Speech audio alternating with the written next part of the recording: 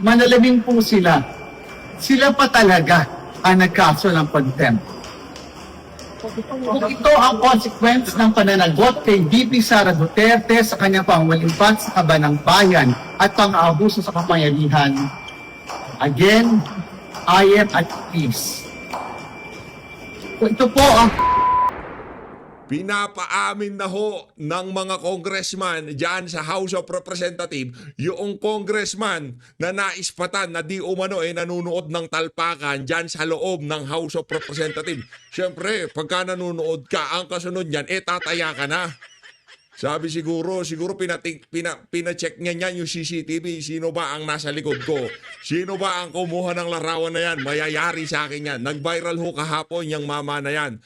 At dito rin ho sa video na to, pag-uusapan ho natin ang komite na ibinigay ni Tamba dito kay Jinky Luistro. At syempre, alangan naman, di ba? Interview ho nitong si Princess Abante dito kay Ma'am Pinky. Kay Ma'am Pinky Web ang ating bibigyan na reaksyon dito sa video na to. Pero bago wala ng yan mga kababayan, isang like at isang subscribe. Masaya na ho tayo dyan. At sa mga gusto sumali sa ating community, yung join button nandyan lang ho sa baba. Balikan na lang ho natin to si Aling Jinky kasi yung Ali na yan kasi grabe nga naman. Yan ang komite na ibibigay mo dyan sa Ali na yan. Parang mali ho ata yan. Mamaya ho natin yan na papasadahan ni Kanga. Nako, eto na nga ba sinasabi natin? Ang sabi ho nitong si ito. Dito muna tayo. Ang sabi ho nitong si Rep Nicanor Briones, di ako nag-iisabong.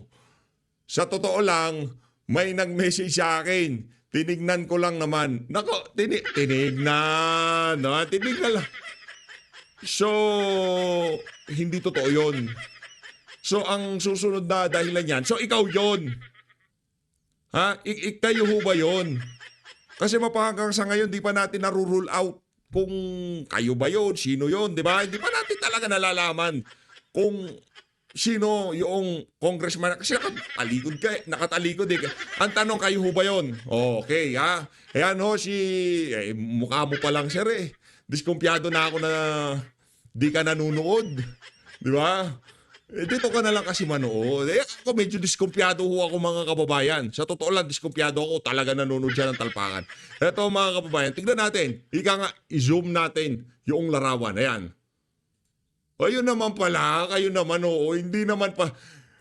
Sinilip lang pala niya ang PH update. Buti pa tong si Congressman nag-subscribe na kayo. Hindi pa. Di ba? Chinek nga lang tapos magsasubscribe. Mga malisyoso kayo eh. Di ba ikaw yan, Kong? Anak ng toko Di mo sinasabi I-zoom natin. Yun naman pa. Yan dapat ang ginagawa nyo dyan sa House of Representatives. Habang nagsesesyon, panoorin nyo si PH Update. Hindi naman pala nagnunood. Ang pinapanood pala ho niya si PH Update. Maliwanag pa sa sikat ng araw. Pinapanood pa ho niya yung picture na yan na ginawan ko ng reaction video. Matindi tong si Sir. Ayan malinaw mga kababayan Kaya kayo, alangan naman magpatalo ho kayo dito kay Congressman. Tingnan nyo naman, pipindutin na niya yung subscribe button. Kayo ho ba, napindot nyo na? Yan ang tanong dyan, di ba? Pero di daw ho siya nag-iisabong. Sa totoo lang, may nag-message sa akin. Tinignan ko lang naman. Kayo naman, Tapos nagpunta siya sa PH Update. Nasakto noong kukuhanan na siya ng picture, pinipindot niya yung subscribe button. Ngayon, dinaig pa kayo ni Congressman sa mga hindi pa mag-subscribe na ho kayo mga kababayan. Ayun na nga, tama na kalokohan PH Update. Punta na tayo dito kay Aling Jinky. Ito si Aling Jinky. Ito. Nakakaloko. Nakakaloko lang ho itong balita na to. Kasi, ang gagawin mong Justice Committee, yung umamin na tinago niya yung asawa niya noong meron siyang kinasasangkotang problema. Justice Committee ho yan mga kababayan. Mabibigat ho mga iniimbestigahan dyan. Tapos ang ilalagay mong chairperson dyan nantatago ng wanted na asawa. May problema tayo dyan. Tapos kung ano-ano sinasabi doon sa ruling. Korte Suprema. May problema ho tayo dyan, mga kababayan. Kaya kung gusto nitong si Marcos Jr. O kaya itong si Sandro Marcos, kasi balita natin si Sandro na daw speaker eh. Si Sandro Marcos na speaker. Kasi yung mga key post o key committee dyan sa House of Representatives, ang dating yung mga katsokarat ni Sandro yung mga nauupo. Ano ba plano ninyo dyan? Yung si Swansing, di ba? BFF yun ni Sandro. Ano nangyari doon? Anak ng tokwa, Swansing, Apro, chairperson. Sino ba ang speaker ngayon? Si Sandro o si Romualdez? Bantay ho kayo diyan, mga kababayan. Baka biglang kasi strategy diyan. O sige, paupuin muna natin si Romualdez. Ito ano lang naman to, di ba? Hypothetical. Paupuin natin si Romualdez. Mainit lahat ng issue. Biglang palitan natin. Sa pagpapalit na to, ang dating parang napanagot siya sa mga lahat ng mga kalokohan na nangyari sa pamumuno niya. Tapos bigla-bigla, ilalagay din nila yung kaalyado nila. Yung lugar na dapat maimbestigahan yung mga kabalintunaang nagawa nitong si Martin Romualdez, hindi mangyayari dahil si Sandro din ang Speaker of the House. Hindi ko alam kung pwede, posible ba yun si Sandro maging speaker kasi ano na siya ngayon eh. Deputy Majority Leader ata ho siya ngayon, di ba? Oh. Kung hindi naman siya, sino? Si Toby Tiangco. Kung si Toby Tiangco, maghahalo ang balat sa tinalupan. Kasi ngayon pa lang bumabalagbag na siya. O yun na nga, mga kababayan, lipat na ho tayo dito kay Baliko ang Bibig. Alam ko maraming nakamiss dito kay Baliko ang Bibig. O Baliko ang Bibig, meron ho siyang iniiyak kaugnay doon sa isinampa sa kanila sa Korte Suprema. Sosoplakin lang ho natin na mabilisan itong Baliko ang Bibig na to. Pasensya na sa mga PWD Hindi naman ho para binabanatan ko kayo dito. Ito ho ay para kay kay Sendanya kasi kumbaga baboy ho itong mama na to eh. Napakababoy ho nito, especially sa mga Duterte. Kaya papatikim lang ho natin sa kanya yung gamot na ibinabato niya sa mga Duterte. O pakinggan natin ito si Baliko ang Bibig. Ano yan, may kapansanan siya, hindi ko alam kung ano. Pero yung kapansanan niya na yan, dapat meron ka ng ganyan, ayusin mo ng mga desisyon mo sa buhay. Yan, again, ulit. Yung mga, yung mga sympathizer na makakaliwa. Actually, hindi yan eh. Yan yung mga yan yung mga humiwalay na paksyon. Pero yung ideolohiya nandyan pa rin eh. Di ba? Na walang ginawa matino ang gobyerno. Yang mga yan, wala hong pakialam yan sa pamahalaan. Lahat ho kokontrahin ng mga yan.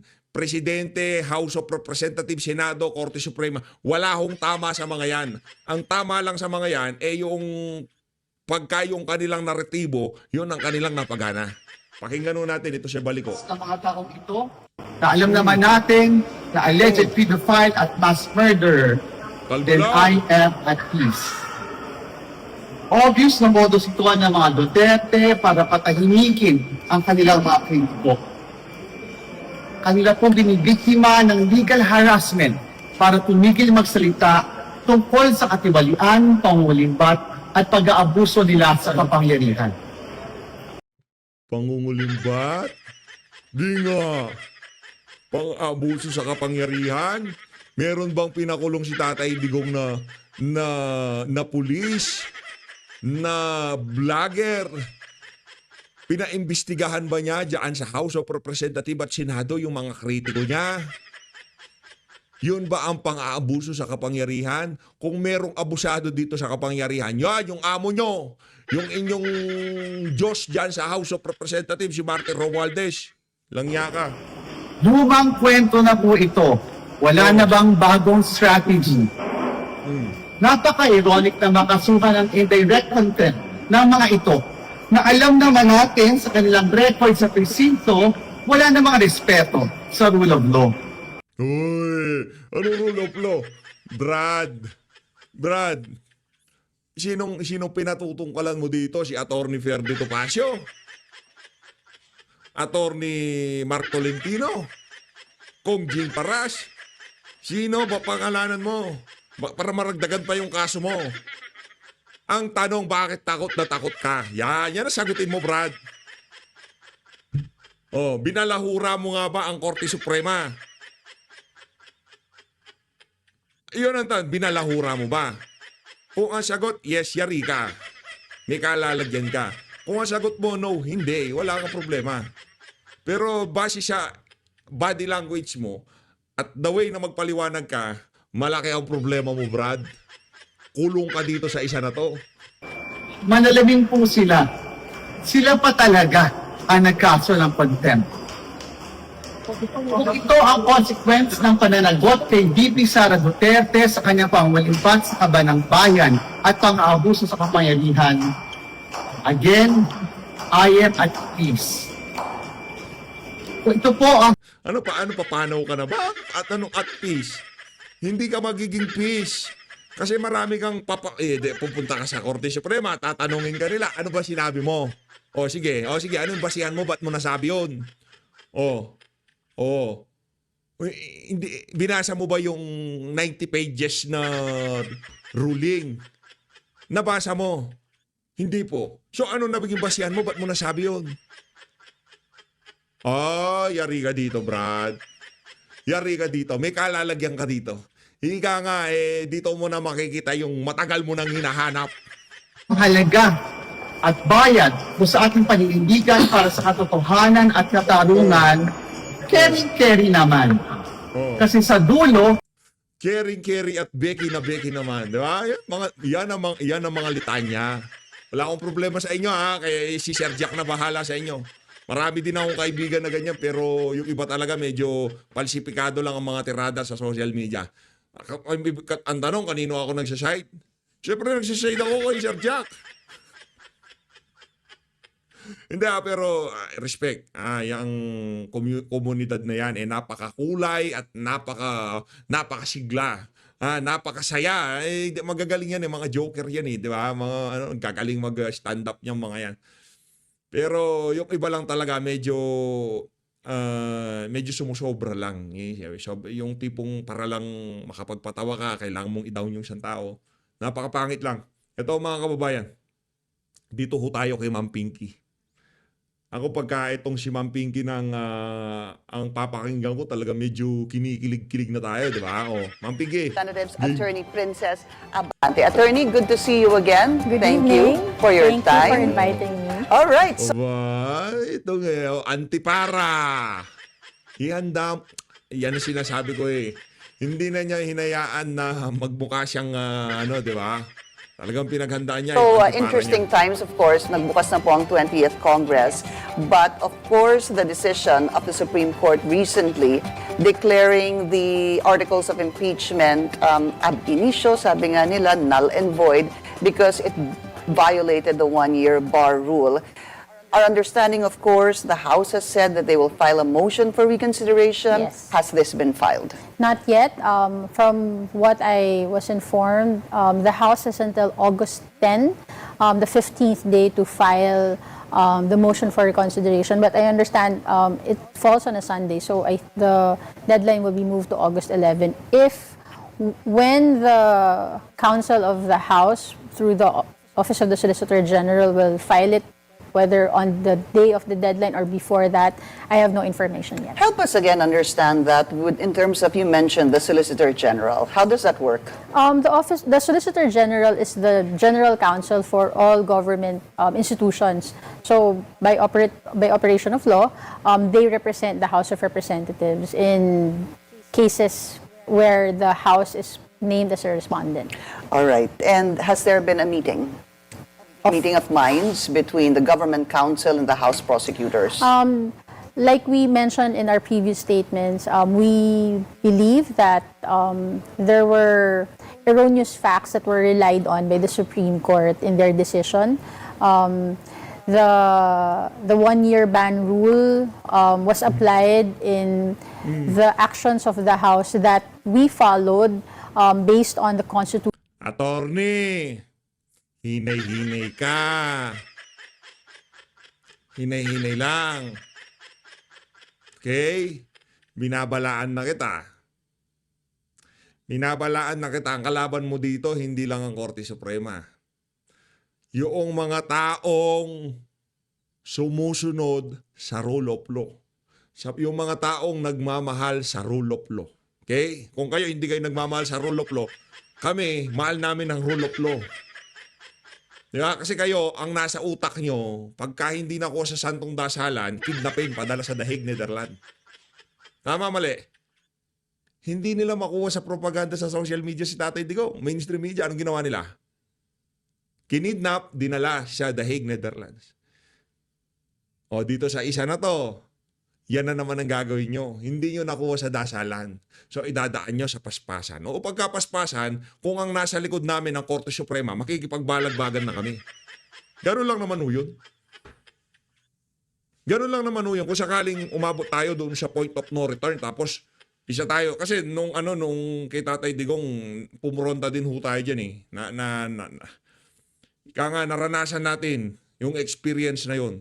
Pero kung sakaling magkaroon ng labanan between dito sa mga rumirespeto sa rule of law at dito sa mga hindi rumirespeto sa rule of law, dito ako aanib dun sa mga rumirespeto sa rule of law. At alam namin, yung mga matatalino, yung mga walang bahid na politika na maestrada ng Korte Suprema, sila ang nasa likod namin. Doon ako papanig. Hindi ako papanig doon sa mga politikong ang gusto lang maging presidente. Ang gusto lang ma-advance yung kanilang mga political agenda, political ambition. Hindi ako papanig sa mga yon. Papanig ako kung nasaan ang rule of law. Yan. Constitution, the rules of the House, and previous rulings of the Supreme Court. And we intend to file the motion for reconsideration to clarify these erroneous facts that they relied on. Our position is that they did not take into consideration the official documents that were submitted to the Supreme Court. And in this clarification to the motion for reconsideration, we're hopeful. While we respect the Supreme Court and their decision, we will use the legal avenues that are provided for the House of Representatives to continue to assert its power given to it by the Constitution. Sige, madam, tuloy-tuloy mo lang yung erroneous facts mo na yan, ha? Tuloy-tuloy mo In lang. initiating the impeachment. Under Article 11, Article 11 rather. Supreme Court, erroneous daw yung mga facts nyo. So, ibig sabihin, tanga yung mga yung mga maestrado natin. Ha? Hindi ba nila na fact check yung mga facts na ibinigay sa kanila? Mali daw mali. Ano ba ibig sabihin ng erroneous? Di ba? Error, erroneous. Nako. May problema tayo dyan, madam. Korte Suprema, para dito kay Attorney Ferde, merong gustong humabol. Oh, mali daw mali. Kung sinasabi nyo yung unanimous na bumoto na unconstitutional, yung mga binasa nila, yung mga readily available na facts sa mainstream media, social media, yung mga news article o yung mga isinumiting dokumento sa kanila ng mga petitioner erroneous. Aba, kasuhan nyo. Kasuhan nyo yung mga nagpasa ng yung mga petitioner kung mali yung mga nila. 'Di ba? Kasi kung meron kayong mga dokumento kontra doon sa mga dokumento nila, ibig sabihin dinoktor yung mga dokumento nila. Falsification of legislative documents. Yan. Sinasabi ko sa inyo, mapapalayo na ho tayo dito. Of the 1987 Constitution. All right.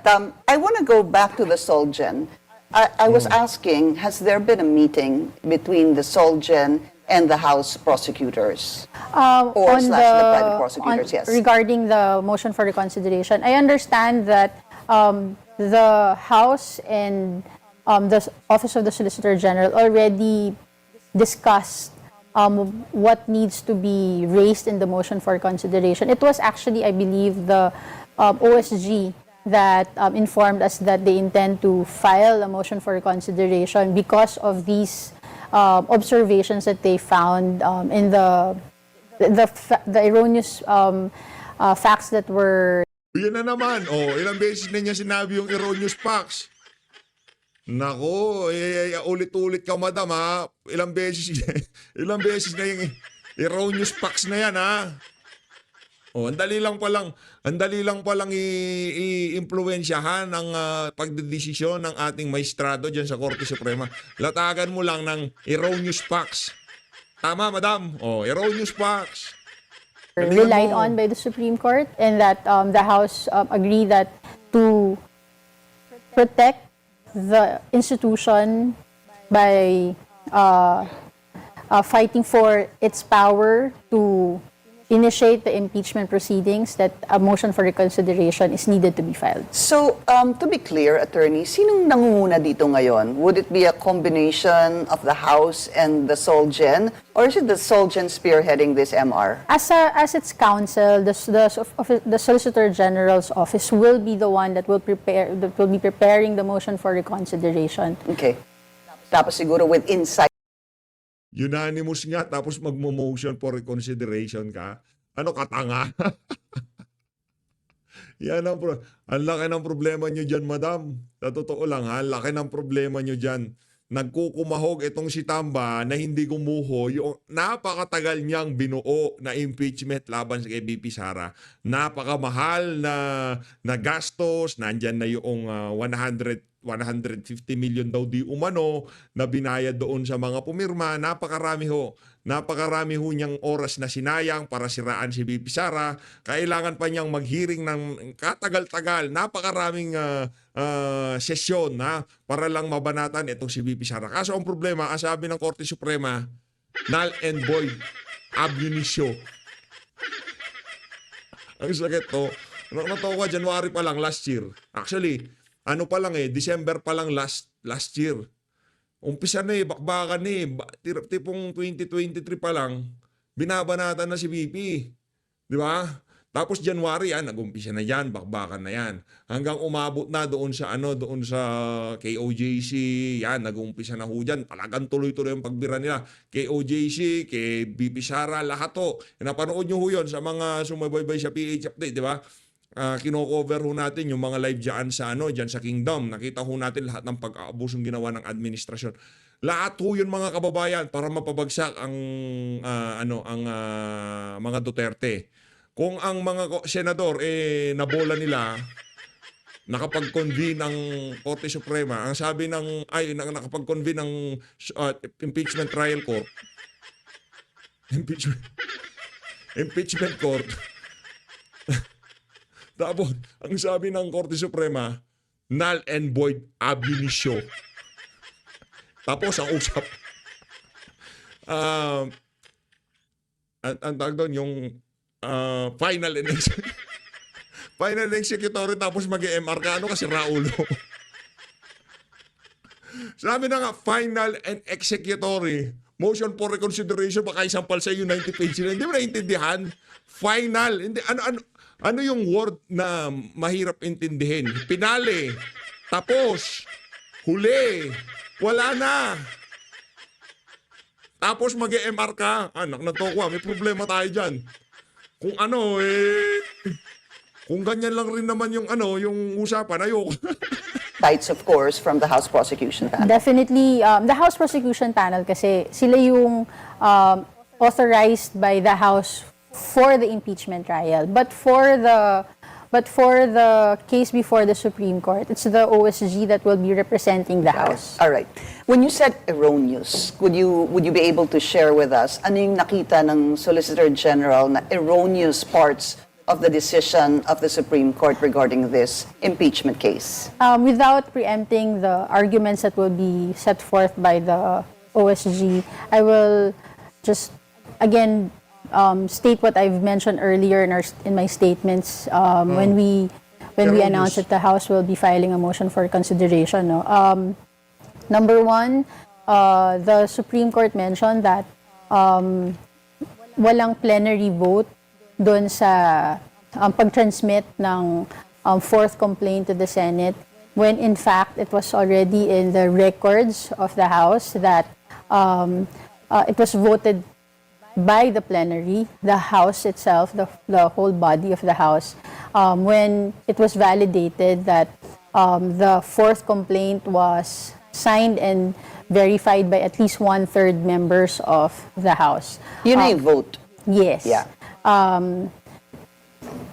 And then, yung inaction na sinasabi on the first 3 complaints, that no action was done on the 3 complaints before it adjourned, when actually there was. It was done after the fourth complaint was validated, that it's been verified and signed by at least 1/3. It was archived by the plenary Okay, as well. so balikan lang natin. So a little bit more digestible. Ang sinasabi niyo po, Attorney, dahil nagkaroon po ng fourth impeachment complaint, which gathered more than 1/3 signatures, ito pong resolution, nakakuha po ng more than 1/3 signatures under the law in the 1987 Constitution, Article 11, that should form the articles of impeachment and will be transmitted to the Senate. Yes. Ang sinasabi niyo ho ba sa akin na nung na-transmit po yan ng Feb 5, that first 3 complaints that were calendared by the House, that ended on February 5, the day the resolution was signed by 1/3, dinismiss po yung 3, tama ho It ba? was not dismissed, it was archived. It was archived because you had the fourth impeachment Yes, complaint. it was moot Okay. already. I see. So there's no such thing as na-dismiss, na-archive kasi may nag-supersede. Yes. Tama ho ba yun? Yes. Alright. Kung ganun ho kasi yung siguro thinking of the House, no? And the House is defending this as such. The Supreme Court obviously saw this in a different light. They saw that the first 3, the December 2 impeachment complaint that was filed, the December 4 impeachment complaint that was filed, the December 19 impeachment complaint that was filed, was included in the order of business within 10 session days that actually ended, supposed to be on Feb 5. It was archived and then it was dismissed. Yun po yung kanilang sinabi doon sa kanilang Supreme Court decision. How do you actually prove or encourage them to think otherwise? Kasi nagsabit na ho kayo ng mga dokumento, hindi ho ba, when they asked for it? In the body of their decision, they relied more on news articles rather than they did not mention, in fact, the documents that we submitted, which are records of the House of Representatives. That's why, again, we would want to file a motion. Yun kasi baka ito ganito yan. Hindi naman sa ano ha, kumbaga baka kasi yung mga news article mas kapani-paniwala doon sa sinumiting dokumento ng House of Representatives. Baka doon ho sila nagka-problema, 'di ba? Baka mas kapani-paniwala yung mga isinumiting yung mga news article kasi doon talaga merong oras, merong kumbaga lahat ng event, yung sequence of event, nandun talaga sa mga news article. Makikita hindi ka makakapagsinungaling.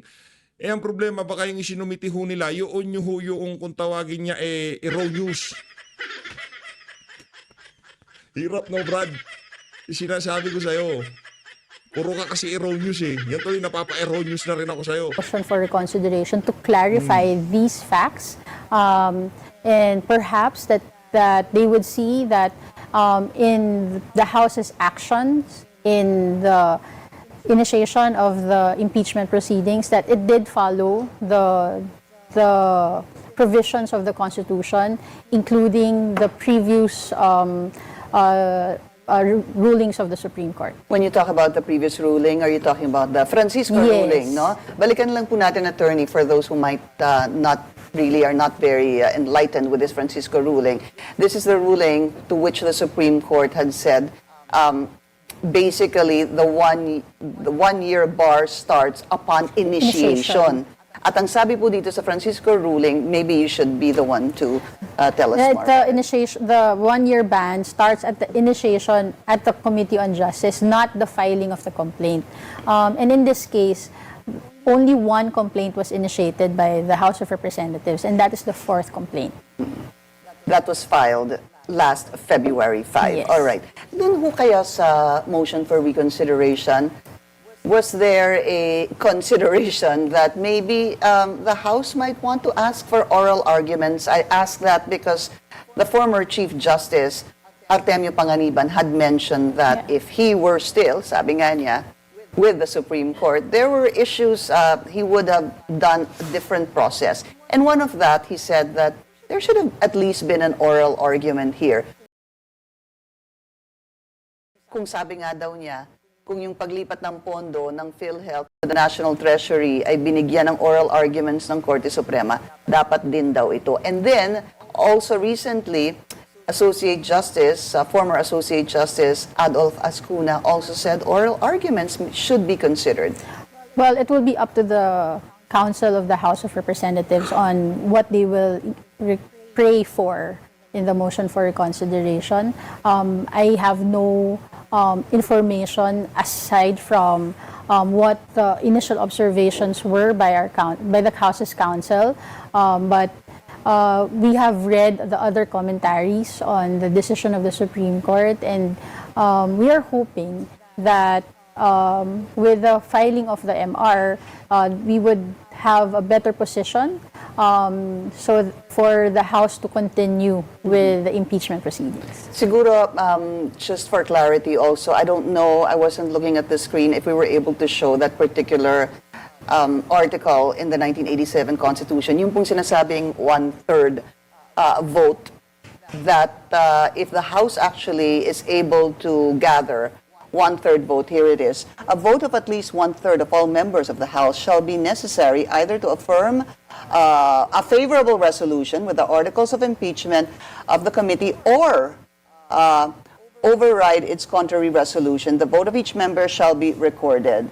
And then it also says that in case the verified complaint or resolution of impeachment is filed, ito po, ito yung second mode, hindi ba, Yes. Attorney?